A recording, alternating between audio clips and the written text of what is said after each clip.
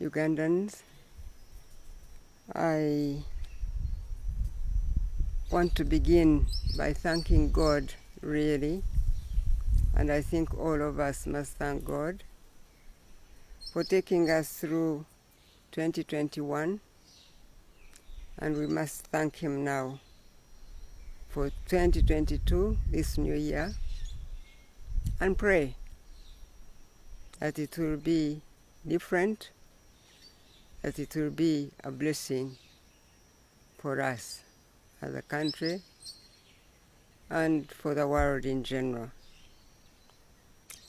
Now, on behalf of the Ministry of Education and Sports, and on my own behalf, I'd like to thank our stakeholders who have continued to work with us on this journey as we prepare to reopen the education institutions in the country. Sometimes we refuse to continue to talk to you time and time again because we don't want to confuse you with so much information. But when there is so much talk in the social media and all over the place, then it's time to say something to you from the Ministry of Education for education in general. So I'd like to start by thanking all our stakeholders who really have worked with us as we do this preparation. We are grateful to the Prime Minister, we are grateful to the Ministry of Health and all the government ministries that have worked with us closely, and even the private sector who responded to our call for support when we called on education symposium. We called an education symposium last month, and many private sector agencies and officials were willing to turn up and help us. So we thank all of those, and we thank our frontline soldiers, the teachers, who have persevered through this season. We thank our learners and the community, because, as I have always said, education is a shared responsibility. It's not just for government, it's not just for the learners, it's for the families, it's for all of us. So I thank all of you who have really been working with us as we talked about the preparation and as we discussed and even asked for support. In a special way, I want to salute all the head teachers now who have managed to renovate their respective schools, who have tried to give a facelift to the schools so that they create a conducive environment for learning as the children prepare to come back to schools. I thank the local government leaders. I thank the members of parliament who have helped us to supervise this work in their own constituencies at the grassroots. As we take this step of faith to reopen the schools, we are aware that there are still many challenges, but we are trusting God to lead us all the way. And I'm happy to say that the information I have is that the majority of teachers have been vaccinated, and they're waiting to go to school, ready and well prepared, having been vaccinated. Now, I must say something about the school fees. I have heard the outcry on the issue of unregulated school charges by both public and private schools. This issue, as I'm sure you can remember, is not new. In 2017, I had to appoint a committee headed by Professor Kayanja to look into the issue of school fees and guide the Ministry of Education to know how to guide schools. The committee examined the cost triggers for the escalating school fees, common additional non-receipted charges, other frequent non-financial requirements such as paper, the bags of cement, the toilet papers, and such things that teachers continue to charge the parents for. Now, the committee of Professor Kayanja recommended realized that there was need for the ministry to provide the guidelines for fees structures. This well-researched work has informed the ministry and on the issue of the school fees. So when it came up this time, we realized at the ministry that this is not just about COVID-19. It has been a problem. It comes up again and again, but perhaps now COVID-19 has just made it worse. But you remember, all of you, that on the 15th of December 2021, at the closing of the 28th Annual Education and Sports Sector Review Workshop, I did inform the country as follows regarding the management of school fees as schools reopen for academic year 2022. Number one, while non-UPE and non-USE implementing schools need to charge school fees to enable running of schools, the Ministry of Education is against arbitrary increment of school charges. And I said that then. Number two, the ministry's guidance is that parents should not be asked to pay higher school fees than what they were paying before school closures. Number three, the learners of the Senior 2 class of 2020 who had fully paid up school fees should not pay first term's fees when they report in their former school for the new academic year that starts on the 10th January 2022. As a follow-up to my communication, the Permanent Secretary of the Ministry of Education and Sports issued detailed guidelines on reopening of education institutions. Now, in regard to school charges, the guidelines provide that 1. S2 learners who had paid full fees when they reported back for the term, which started on 31st May 2021, they should not be charged any more fees for the first term of 2022.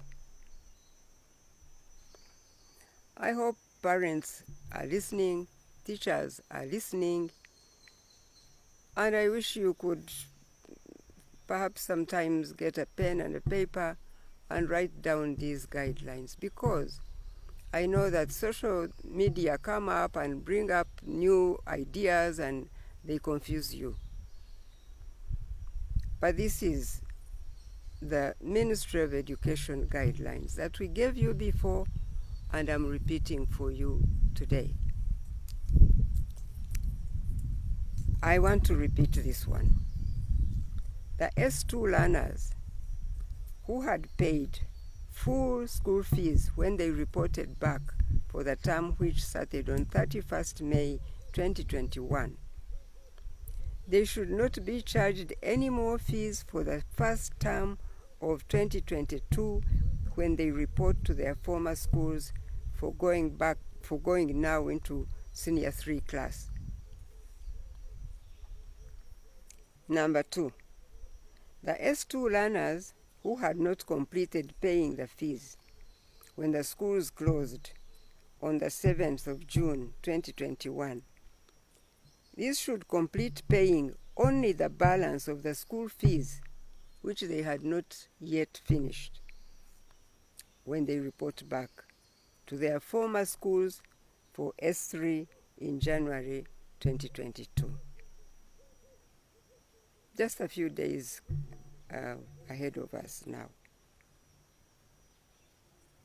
Number 3, education institutions shall engage their parents or guardians to adopt flexible fees payment arrangements and allow payment in appropriate installments. Because everybody understands the problems people are having. It is true that the schools also have need for money, but schools also understand that parents have issues with money because many of them have not been earning the income they normally used to earn. Number 4, the management and governance of all education institutions shall review institutional annual work,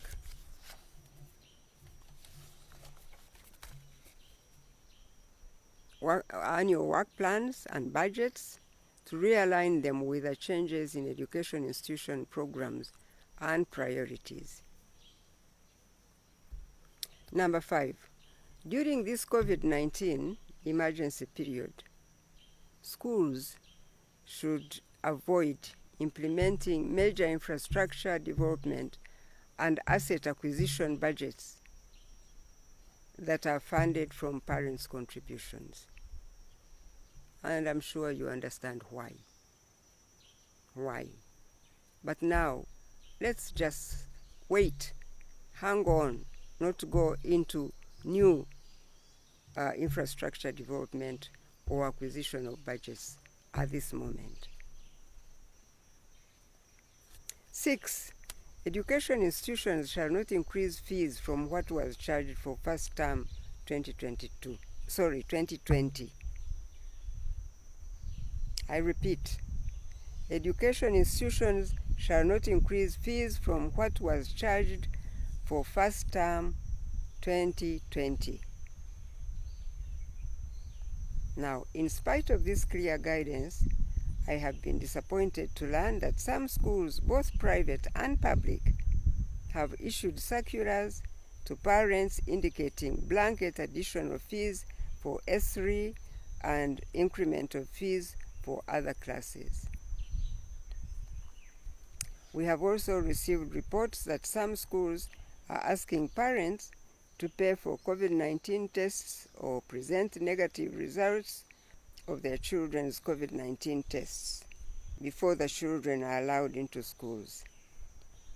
We think that this is likely to increase costs of education on many families that are already financially constrained by the effects of COVID-19. Moreover, the technical guidance from Ministry of Health says that it is better to emphasize the preventive measures against the spread of COVID-19, including vaccination for the eligible population, social distancing, hand washing, and wearing of masks. Therefore, I'd like to guide as follows. 1. The guidance on school fees issued by the Ministry of Education and Sports should be adhered to by all schools, as I have just said. 2, the managers of schools are advised to put on hold for a while major infrastructure development projects that are funded from parents' contributions. 3, a negative COVID-19 test result should not be a precondition for allowing learners back in school, especially those ones who are under 18 years old who are not being vaccinated. And I'll say a little more of this. Therefore, schools should desist from charging parents for COVID-19 tests or requiring that learners present negative results of COVID-19 before they are allowed in school. This is not just being difficult. This is because people think that sometimes these requirements are used as an excuse to make parents pay. So we think that instead, schools shall effectively implement the COVID-19 standard operating procedures for education institutions and the COVID-19 school-based surveillance mechanism for early detection, reporting, management, and referrals of cases in the school setting to prevent the spread of infection. We believe that schools are working with health centers close to the schools. And when there is any suspicion that children are not well, it's better the schools to take children to the health centers to get them tested to confirm which way is their status. Are they sick? Are they okay? Instead of saying you won't get in school unless you give money for your test or unless you bring the COVID test card, and yet there are fake result cards in town, which people can just bring along, and those won't be of any help. The schools should also ensure that all staff and learners aged 18 years and above, those ones should be vaccinated. And as you remember, when universities were opening, we helped them to have vaccination centers at the university campuses so that those who were not vaccinated at home, they could be vaccinated at the universities, so that we ensure that all university students who are 18 and above can be vaccinated before they are allowed in the school. The school management, working with a nearby health facility, should guide and support learners aged 18 years and above who are not vaccinated to be vaccinated before they are allowed in school. Schools in Kampala, in Mpigi, in Mukono, and Wakiso are further guided to follow the staggered reporting schedule issued by the Permanent Secretary to minimize congestion at transport terminals, which could put learners at the risk of COVID-19 infection and other challenges, like happened last time when the students were going home. In conclusion, I'd like to inform the country that the Ministry of Education and Sports is taking steps to comprehensively but fairly and equitably address the issue of unregulated school charges. Finally, I appeal to the managers of schools to appreciate the financial challenges that most families are being faced with under the current circumstances, and the spirit in which the Ministry of Education and Sports guidance on school charges for first term on 2022 is being made. Please understand. The Ministry will not tolerate situations where parents are charged school fees twice, or where unrealistically high charges are imposed on parents. I thank you for listening to me, and I want to use this opportunity to welcome all students and learners back to school we are all excited to see this happen in our country again, because we've waited long for it. Thank you so much, and God bless you.